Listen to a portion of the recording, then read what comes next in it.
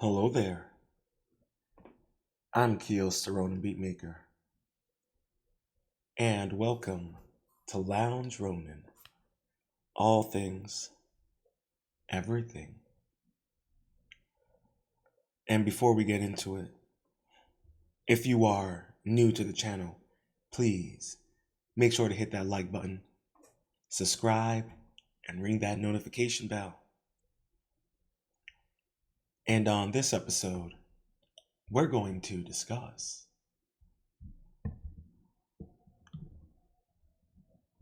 has Moses been identified in Egyptian records?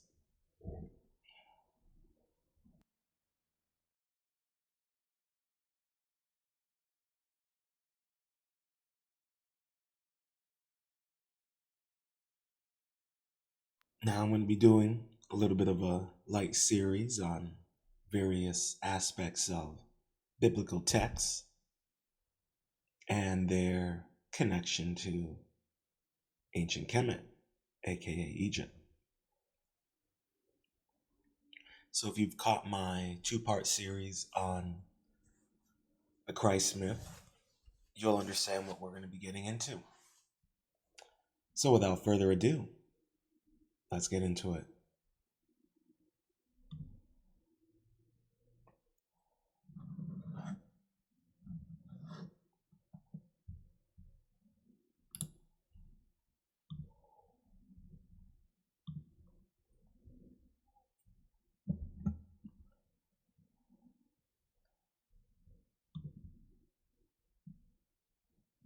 Now, this article was updated August 8th, 2019, written by Annette Duckworth. Has the biblical Moses been identified in secular Egyptian records?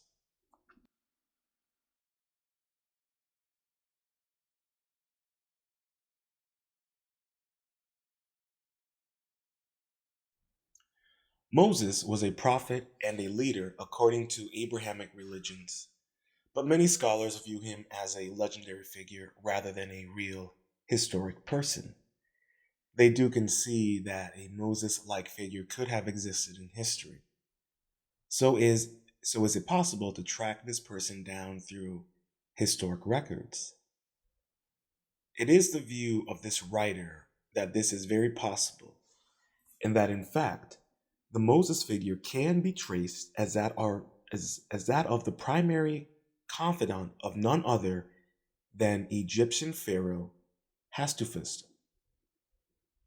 The trail begins with the Exodus. The Exodus and Moses' birth.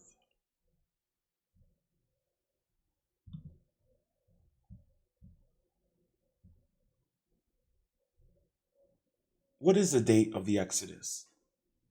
To find Moses in the Egyptian records, the first requirement is to fix the date of the Exodus of the Hebrews from Egypt.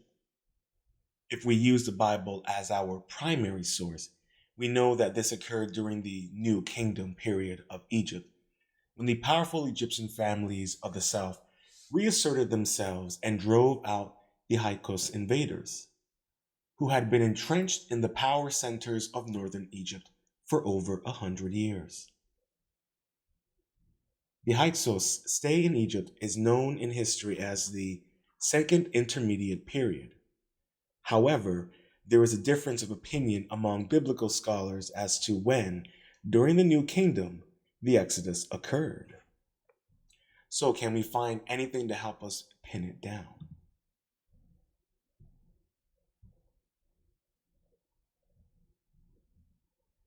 If one accepts the biblical dating of Solomon's time, we know that he started building his famous temple in 960 BC. And the text of 1 Kings 1v1, 6v1 states that this was 480 years since the Exodus. Thus, we can fix a date for the Exodus of 1440 BC, when Moses was 80 years old. This would mean that he was born around 1520 BC and is as an adult in the court between 1500 and 1480 BC. Where does the name Moses come from? 1500 to 1480 BC is the time of the pharaoh Queen Hatshepsut. She had a close confidant described by the well-known Egyptologist Joyce Teitzeli in her book Hatshepsut as the greatest of the great.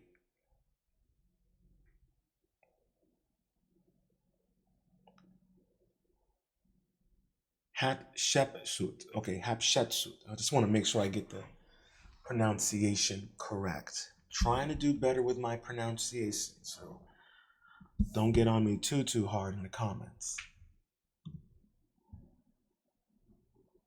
The father of Hatshepsut was Thutmose the First, and his name means son of thought, the god of wisdom, meaning son. This is a common use of the word Mose, as in Ra Meses, son of the sun god Ra, etc. The biblical text tells us that it was the Pharaoh's daughter who named Moses. Exodus 2 v10 states that she called him Moses because she said, I drew him out of the water.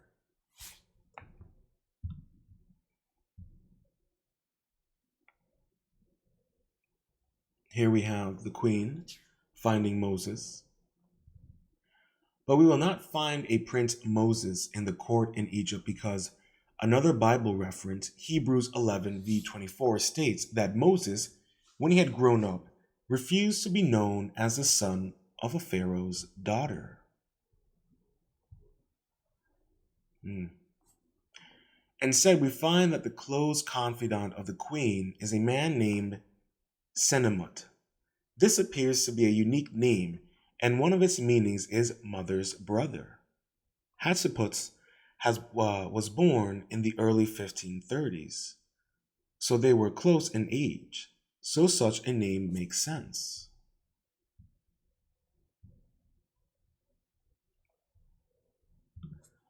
Why would the royal heiress adopt a slave child?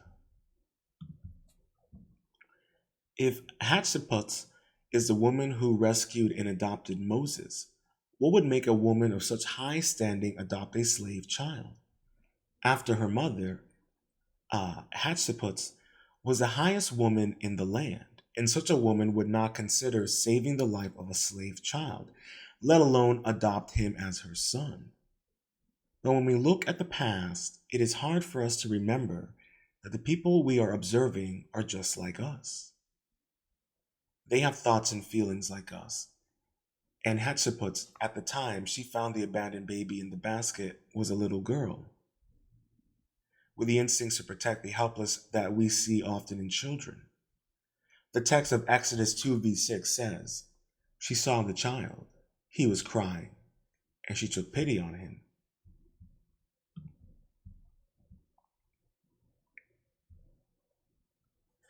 Hatshepsut knew that he was a Hebrew child. And as the rest of the verse tells us, I think we can speculate that she knew why. But she was too young to look ahead and understand the enormity of her action. Almost immediately, she must have formed an attachment to him. And as he grew, the attachment grew, and her loyalty to him would alter the course of her life.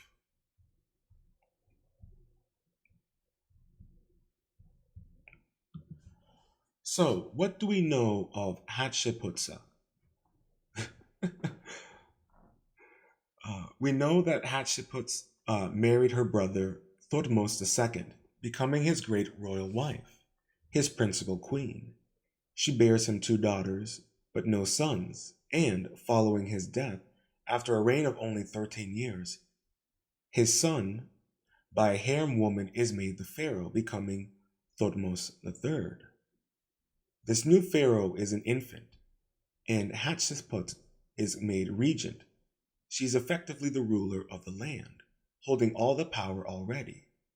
And so it seems odd to Egyptologists that just after 2 years, She makes herself pharaoh. Did she have ambitions to put her adopted son on the throne? This she could do if she were pharaoh, but not if she were only regent. She reigns as the senior pharaoh jointly with Thutmose III for 22 successful years until her death.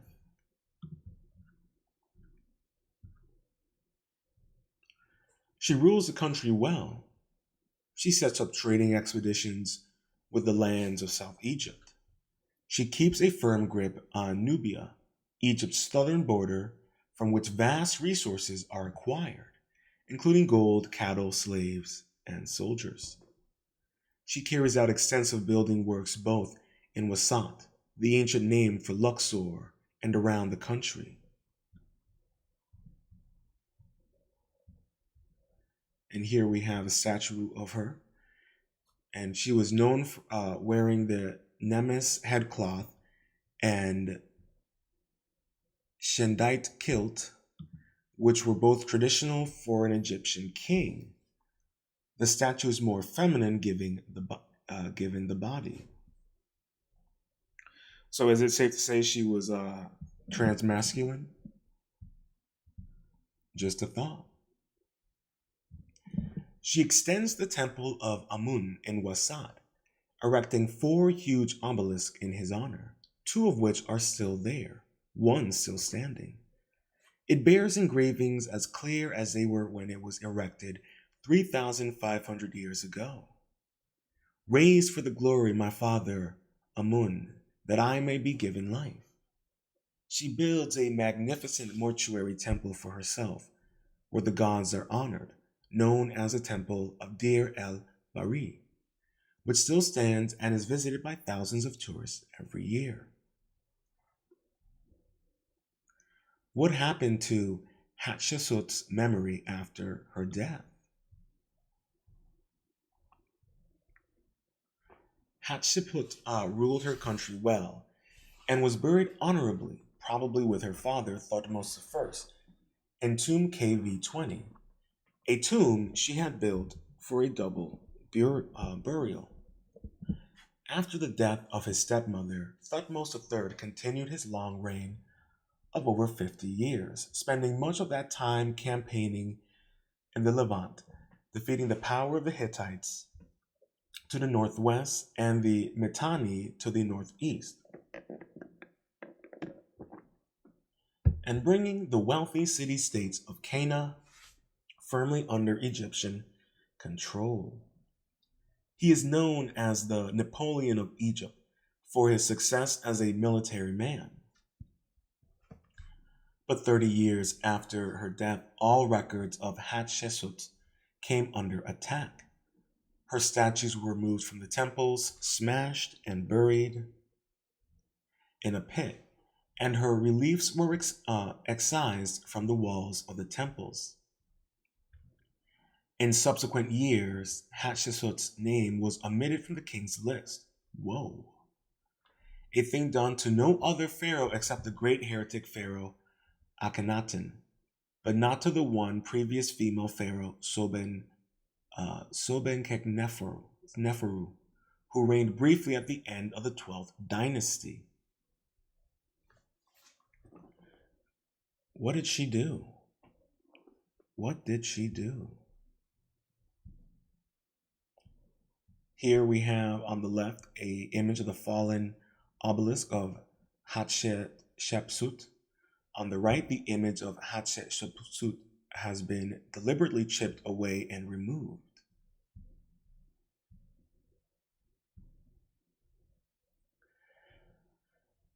Removing all the records of Hatshepsut's name was intended by the Egyptians as the ultimate punishment known as damnatio memoria. All records of a person removed from history as if they had never lived resulted in the death of their soul for eternity. This effectively removed Hatshepsut from Egyptian history until all memory of her and why she had been so hated was lost. She was forgotten for over 1,000 years until vague references to her were found by the priest Manetho in 300 BC when he was asked by the Greeks in power at that time to search out the list of pharaohs of Egyptian history. He found references to a female pharaoh called Amenis, who was identified later by later Egyptologists as Hatshepsut, and recorded her as the fifth pharaoh of the New Kingdom dynasty, but nothing more was known of her. It was thought that Hatshepsut's mummy had been lost, but it has recently been identified lying abandoned in the tomb of her royal nurse Satri, tomb KV60. It was identified by a tooth fragment known to belong to Hatshepsut in the mummy, and the mummy appeared to have been left without ceremony, perhaps in haste to hide it from those who would have destroyed it. The Egyptians believed that the preservation of the body was essential to survival in the afterlife, hence the lengths they went to preserve them. It was the ultimate punishment to destroy a person's body.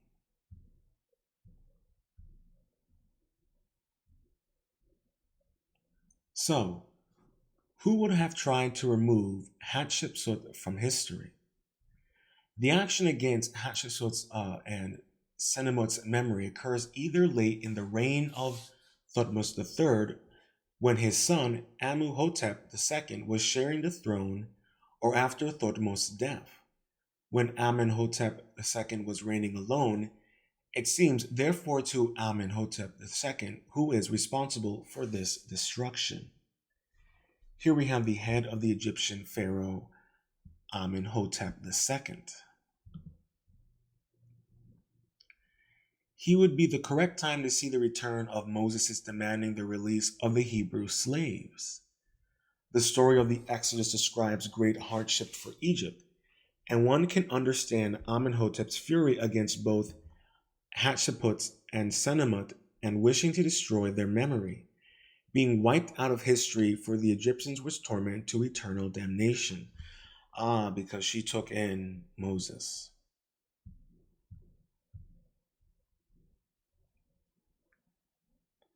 When were Hatshepsut's statues discovered, and what did they reveal? During the 1800s, wealthy gentlemen such as James Breasted went to Egypt specifically with the hope of finding evidence to prove the biblical record. These men effectively established the science of Egyptology. But at that time, the statues of Hatshepsut still lay buried in the pit where they were known 30 years after her death. They remained there undiscovered until found by Hubert Winlock, an American Egyptologist employed by the Metropolitan Museum of Art in Boston, United States, in 1927, by which time the world at large was no longer interested in trying to prove the Bible. And they were more concerned with the rise of World War II. But not only was a horde of statues of Hatshepsut discovered, try saying that 3 times fast, just east of the first court of her mortuary temple at Deir el-Bahri, another pit was found, containing over 20 hard stone statues of Senenmut, a huge number for a non-royal. In fact, to date, 26 hard stone statues of Senenmut have been identified, which causes Egyptologists to wonder what was it about this man that was given such status.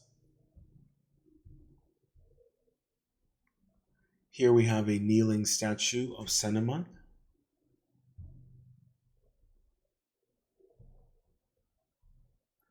What do we know about Senenmut? The first thing to confront us when looking at the records of Senenmut are the many beautiful statues of him as a young lad holding Hatshepsut's elder daughter, the Princess Neferu. She is there wrapped in the cloak as a baby,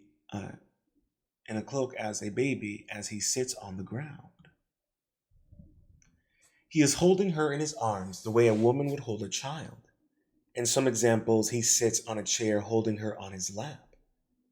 Some are of him standing holding Neferu as a toddler. But altogether, they show a level of intimacy between the two of them, as if he would have in photos taken of a child of children together.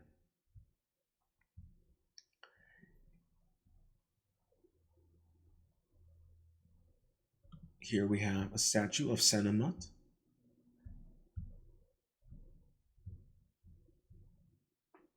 He is said to be the tutor of Neferu, but statues of a royal child being held like this had never been made before this date. And this is breaking protocol because of non-royal is not allowed to touch a royal child in this way. And we know that Senenmut is not royal because he names his parents in one of his tombs, and they have no titles at all, showing that they are of humble origin. But the extraordinary thing about Senenmut is that he is treated as royal. He has two beautiful tombs built for himself. One, TT353, has the oldest known star chart, a work of great expertise, on the ceiling, and the tomb is actually within the sacred precinct of Hatshepsut's mortuary temple. This is a sacred space, and to have Senenmut's tomb in such a place, sacred in itself, but also the personal space of the pharaoh, shows a degree of closeness between them that is shocking, unless there is an explanation for it. So here we have the entrance to TT353, Senenmut tomb.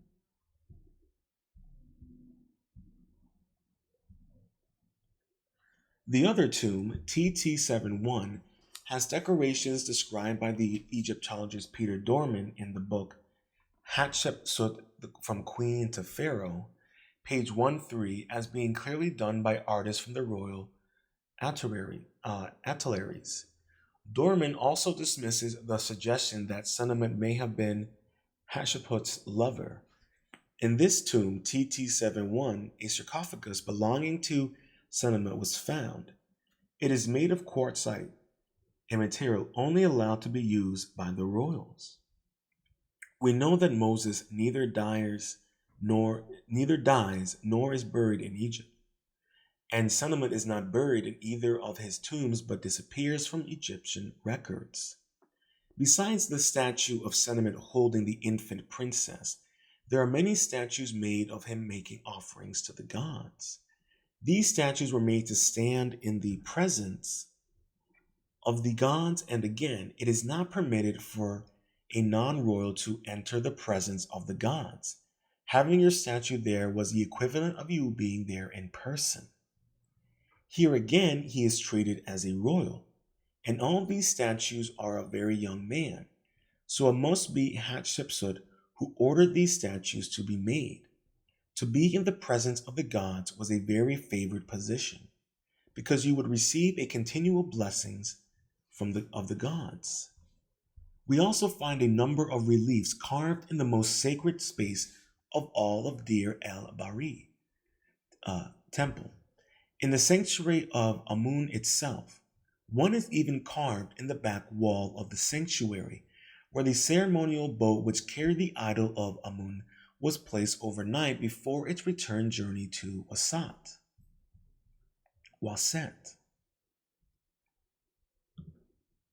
For the images of a common citizen to be placed in such a sacred space breaks every rule in the book.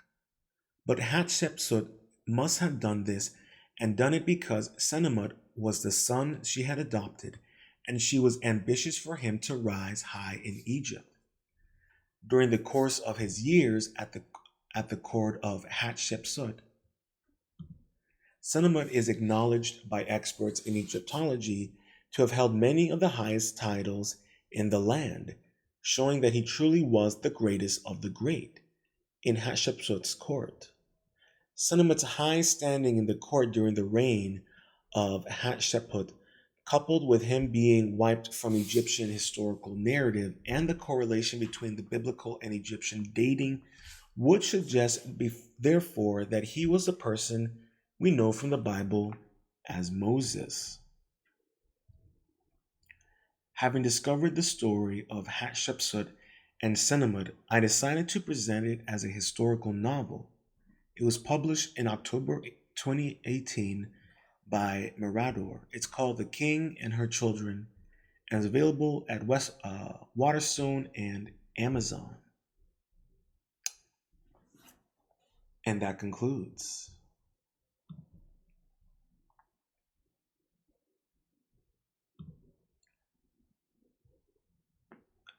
Has Moses been identified in Egyptian records? And I have to say, I'm not surprised, mainly because um, I was listening to a lecture by Shaka Atmos, and he was discussing a debate that he had with a pastor and a few others. And he was also discussing MLK in his time in seminary school and how Martin Luther King was essentially researching and came to the conclusion that Christianity pretty much most of its origin, its stories, was founded in ancient Kemet, Egypt. And this coincides with a lot of many different stories that are told, whether it's even in Greek mythology, which is taken from Egyptian mythology. So the notion here that Moses was based off of a Egyptian person is no surprise to me when we look at the origins of Christianity, and it essentially takes much of its creation from Egyptian mythology. In Shaka Atmos out there, he would say anyone who practices modern day Catholicism are Satanists. But you can go and talk with him about that.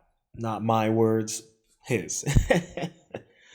But I am, and I have stated many times that many of these religions, modern day religions, they can trace their origins back to somewhere in Africa, most likely, most of them. We clearly Christianity, um, which is going to upset some people who are pretty critical of my myth, the Christ of Myth series. So shout out to my critics. Much love to you. So I don't know what to tell you guys. All I'm saying is, you might want to start, as I always say, do your own research.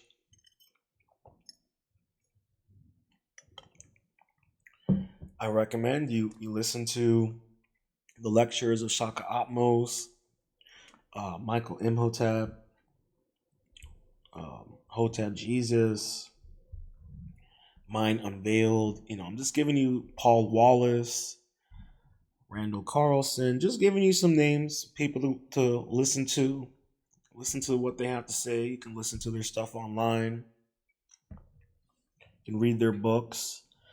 I'm just saying, especially when it comes to religion.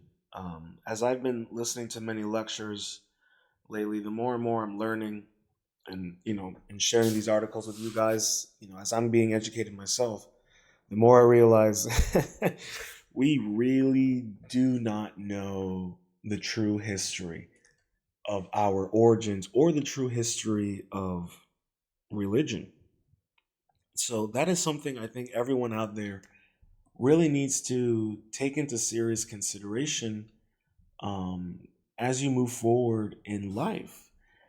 And for people out there who listen and who are agnostic or atheists, you can call yourself an atheist, but if you believe that science is absolute and you adhere and trust the science, um, and you believe and trust in the state, um, that is your God. That is your religion.